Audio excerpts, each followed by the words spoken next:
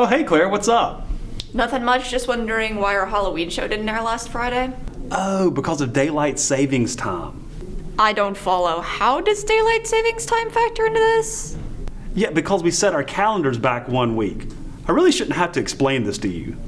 I see. What year do you think it is? Yeah, counting was never my thing. What about the time? Forgot my watch. You realize that daylight savings only changes the clocks 1 hour, right? Oh, do what now? Yeah, I'm not sure how you've made it this long operating like that. What's the big deal? We'll just run it today. With all of our Halloween-themed segments, costumes, graphics. I doubt anyone will notice. Besides, I gotta go anyway. Where could you possibly be going now? Well, according to your logic, I should have picked up my kid from daycare a week ago.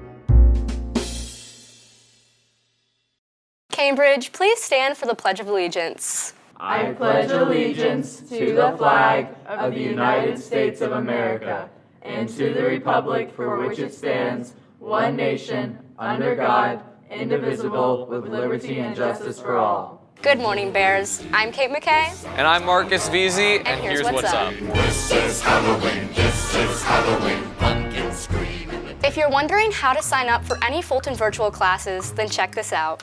Ghouls, witches, your parents calling you by your full name. You know what's even scarier than all that? Not registering for the second half of your online courses. Students taking an A online class must register for their spring term B online course. Students also taking online semester-long courses must register for another semester-long course for the end of the year. Seniors, be sure to register for all spring classes now to be sure your transcript accurately reflects your classes. To register for next semester courses, go to fultonschools.org, hover over Students and Families, click Fulton Virtual School, click Registration, and go to the registration page. Here you can find your course and register. Not sure which class to take? Contact your counselor today. Fulton virtual classes are honestly the greatest. You have nowhere to be. That might be the case for FVS, but not regular school. In this new phase of learning, attendance will be taken according to the student's decision on whether or not they picked online learning or face-to-face. Students will be marked absent if they selected face-to-face learning and decide to stay home, even if they join their class's Teams meeting. For remote students, joining Teams meetings is necessary for attendance. And if you do choose face-to-face learning, lunch sign-ins are very important. Students, remember to take a moment when you sit at your table in the cafeteria or courtyard to scan the QR code on the table and fill out the form. The form asks for your name and the table number. Filling out the form will help the administration assist with contact tracing and keeping everyone safe.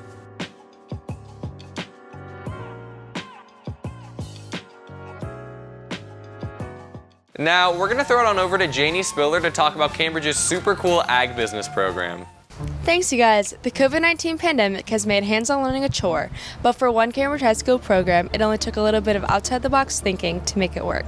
We don't have the space at Cambridge High School for a big greenhouse and for production ag like this, and for our students in Alpharetta, our Milton and Alpharetta students, to be able to get their hands dirty in the morning and to learn the business side of agriculture is the most valuable thing that I think we're able to give these ag business students at Cambridge High School. Every week on Friday, we harvest some of the produce here at the farm. Anything that we have in the ground, they're able to get. But what really it's done is been able to show the kids about hard work and dedication, because if If they don't do the work, they don't put the social media out, they don't send the emails, they don't have good customer service, they're not going to have a business. And at the end of this business, they get a scholarship.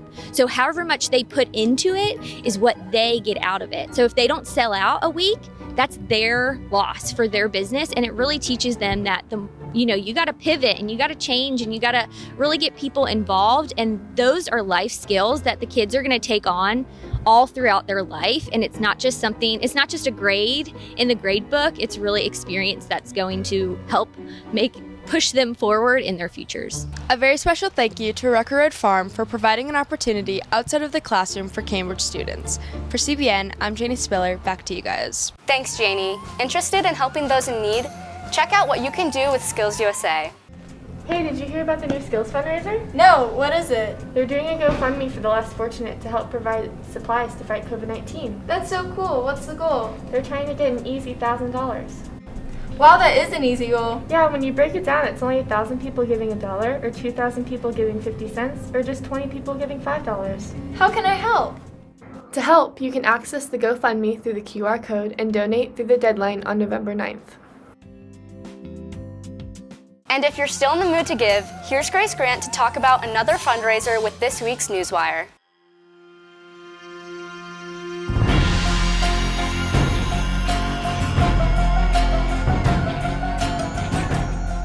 Thanks, guys. I'm Grace Grant. Here's what's fresh on Newswire. Now, a couple months ago, a group of exceptional students from Cambridge High School wanted to help those in need during these hard times. Here's the story. Well, one night I was in the car with Raj and Alex, and I just thought it would be great if we could start a charity. We figured that we're definitely more privileged than a lot of other people, and so we wanted to really try to find ways to help, and that is sort of where this project came to be. Everyone has a very distinctive role in Teen Selling Tees. My job is a lot of digital creation. I was in charge of making the website and keeping up with that. Matthew is sort of our manager of operations. He makes sure everything runs smoothly. Raj made a lot of the designs and is continuing to innovate on that. Matthew and Raj are both our marketing team, so they're in charge of a lot of the promotion of everything. So at first we knew we wanted designs, and we tried to make them ourselves using an iron press, but we realized that wasn't really functional, didn't look professional. So now we have a third-party company called Redbubble that prints the t-shirts for us, and we all made our own t-shirt designs on Canva, and then Raj, our main designer, made his own designs, and that is part of our main line. So we vetted a lot of different charities to go through, and we decided to go with the World Food Program. They really help those in need in third world countries, especially when it comes to people suffering from famine, especially in Africa, who are hit really hard during this COVID-19 pandemic. So we've already had our store up and running, and our website's fully functional, so you can go make purchases. So from here, what we're trying to do is go focus on social media, try to promote it more, get the community more aware about your business, and then try to move out of the community and try to get a bigger market. You can help by going to teensellingtees.com and either directly donating to the World Food Program or buying one of our products, whether it be a t-shirt, mask, or anything else that we offer, and all proceeds of those purchases will go to the World Food Program as well. If you can't purchase anything, please share our message with anyone that you can and follow us on Instagram at teensellingtees. That's awesome, guys. That's it for Newswire. Back to you guys. If you need a DVS certificate of enrollment or work permit, you can check out the most requested forms button on the front page of www.cambridgehs.org to request these documents. Completed certificates of enrollment will be placed in the marked box at the front of the school. Work permits will be emailed to the address listed on the request. Now, Kate's going to take over with this week's Bottom Line.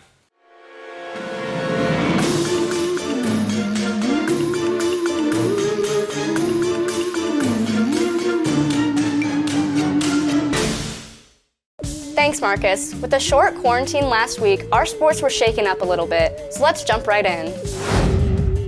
To start, our football team has been going strong throughout this season. A couple of weeks ago, our Bears took on the Centennial Knights and took home the win with a score of 37-0. On Monday night, our Bears pushed through a tough game against Sequoia, but sadly lost in the last 20 seconds of the game with a score of 44-41. Then, on Saturday, Cambridge had a huge win against undefeated Johns Creek, snapping their 19-game in-region win streak. Tonight, we take on Riverwood at home at 7:30, so make sure to come out and show your support.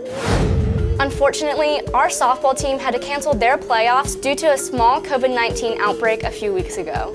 However, we couldn't be more proud of the rest of their season. With some seniors committed to the collegiate level, we can't wait to see what's in store for next year.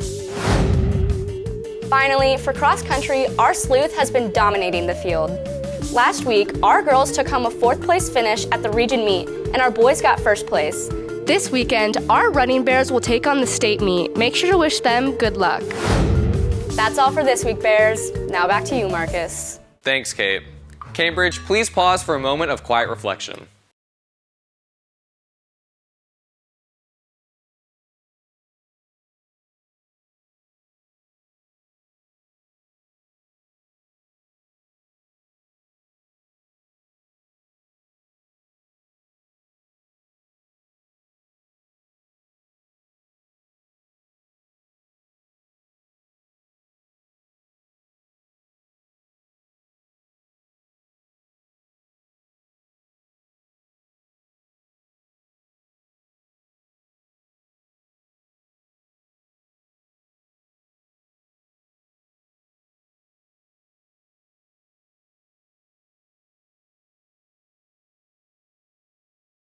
If you have an announcement you'd like to submit, please do so at cambridgebearsvideo.com. Also, follow us on social media at Cambridge_Bears_network.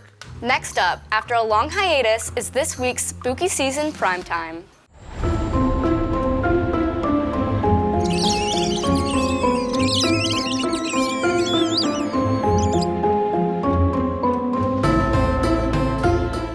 Happy Halloween, Cambridge. On today's episode, we're going to be reviewing these 3 pumpkins. We'll be putting them through 5 extreme tests: the roll test, the drip test, the punch test, the drop test, and the taste test. So right here on the left, we have the squash. Then we got the original classic pumpkin and the tropical pumpkin. For the first test, we brought in pumpkin rolling enthusiast Aaron Darby. First up, we have the squash.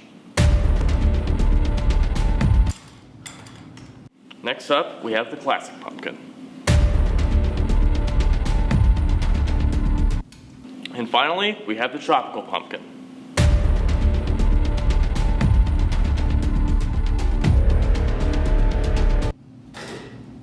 Now, for my expert analysis, it's very clear that the tropical pumpkin got 1st place, the classic pumpkin got 2nd place, and the squash got in last place. Now it's time for the drip test. For this test, we brought in senior dripologist Galen Collins. So to start off, we have the purple Yeezy Teletubby 350s. Going up here, off-white purple trousers. Going up here, crew neck, off-white with the fuzzy top. And then moving up, Supreme X Teletubby headgear. So if we walk in here, hang, does this squash have a Tim on? Sheesh, sheesh. I'm thinking a sharp 8 to light 9 on this one. Now, look at this pumpkin.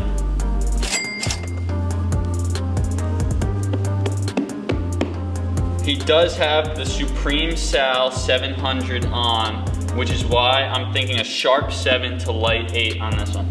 Now, I don't know about this watermelon. I don't know about the tropical pumpkin. It's got an air monarch on. It's doing something with the bow. 0 out of 10. Now it's time for the punch test. For this test, we brought in special celebrity guest. And his name is John C.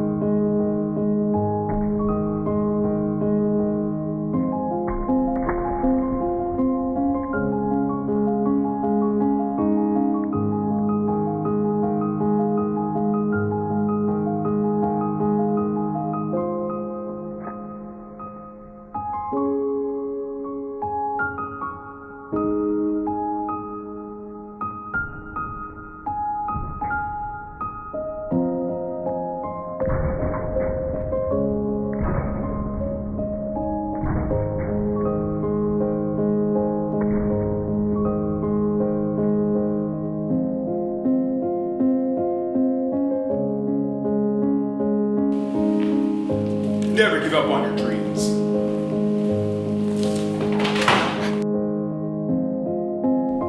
Now it's time for the drop test.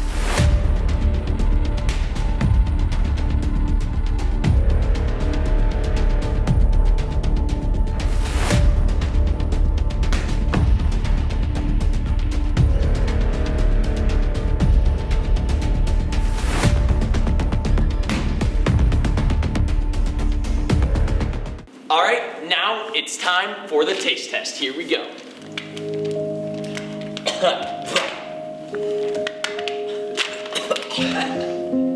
0 out of 10 for the pumpkin. No good. Watermelon.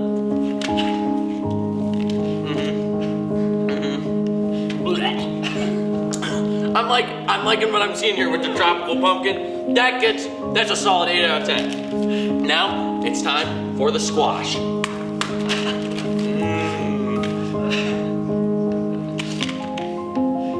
little better than the pumpkin. Not really the biggest fan of it. 5 out of 10. Alright guys, that was the 2020 Halloween pumpkin review. The obvious and clear winner was the regular pumpkin because it's the only true pumpkin here. Thank you guys for watching. We'll see you next year. Every year when Halloween rolls around, everybody starts to talk about carving pumpkins. But what we don't know is what the pumpkins are talking about. Oh boy, Louie, I can't believe it's finally that time of year again. I know, I'm so excited. Dude, your ghost costume last year? So good. Right? I can't wait to see what they paint me as this year, and I'm just as excited to see what you look like. I've had an idea all year, actually. Really? What is it? Is it a dragon? No. Scary clown? No. Presidential candidate? What? No. Then what is it? A skeleton. I want to be a skeleton. Oh, that makes a lot of sense. Wait, is that them? Yeah, they're coming. Get ready. I am ready. I was born ready. I'll see you soon, George. Bye, Louie. I can't wait to see your amazing skeleton costume. Oh boy, oh boy, oh boy, oh boy. I can't wait any longer. This is so exciting. Halloween is really the best time of year. So many new friends, so many new memories, the chill in the air and the families laughing. Such a beautiful season. Oh, they must be using that toxic paint again. How could they forget what happened last year? You got this, Louie. Hang in there. Oh, he's coming. He's coming. Louie! Louie, what? What happened to you? I don't know what happened. What happened to me? Louie, you look awful. Really? What happened? I can see through you. Through me? Yeah, through you, and you're completely empty. All I saw was this kid, and he had this knife. And the next thing I know, I'm being stabbed and sliced, and I feel lighter in a way. Louie, your insides are gone. Gone? Gone!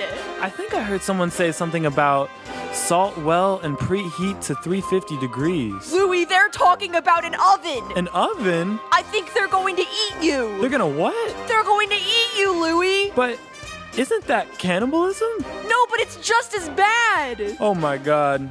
Louie, I gotta get out of here. I gotta get out of here now. Run, George. You have to escape. You have to escape not only for yourself, but for me, too. Tell my story. This is for you, Louie.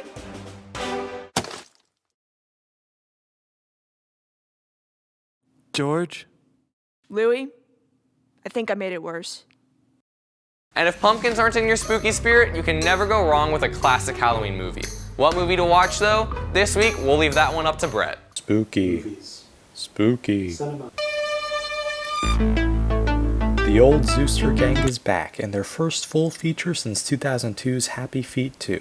Except now, they're only 2 years old. Marty, Gloria, Lion Man, and Giraffe, as but children, discover a new curse has come over the nation of Madagascar, and it's their turn to stop it with the power of their chi and a few new fun characters that they meet along the way, including a 2-month-old Mort voiced by a certain member of Maroon 5 I definitely won't spoil.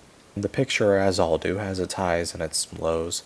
I thought the performance of young Sheldon as Lion Man was mostly radiant. The remaining vocal performances were inoffensive, possibly too inoffensive for their own good. Darius Rucker's voice work as Monroe the Kangaroo, a clear parody of the Australian singer's flamboyant public persona, was probably the greatest disappointment for me. On the technical side of things, the film is, as expected, absolutely ravishing to look at. The way the oranges and purples of the jungle play against the tans and blues of the animals' skin tones really make the new two-dimensional art style pop. The cool, calm camera moves are almost Fincher-esque, as is a foreboding, largely Scott-inspired score from Scooby-Doo and Kiss rock and roll mystery composer James Horner, who also co-wrote a couple musical numbers performed fantastically by a goose character portrayed by Carrie Underwood in a much-anticipated return to acting. The screenplay, credited jointly to Aaron Sorkin and his evil twin brother Baron Sorkin, it's fine. Overall, I give the Hulu original special Madagascar, A Little Wild, a fantastic Halloween, a spooky out of 10. See it in cinemas for a spooky good time with loved ones. That's it for this week, Bears. We'll see you in a couple weeks.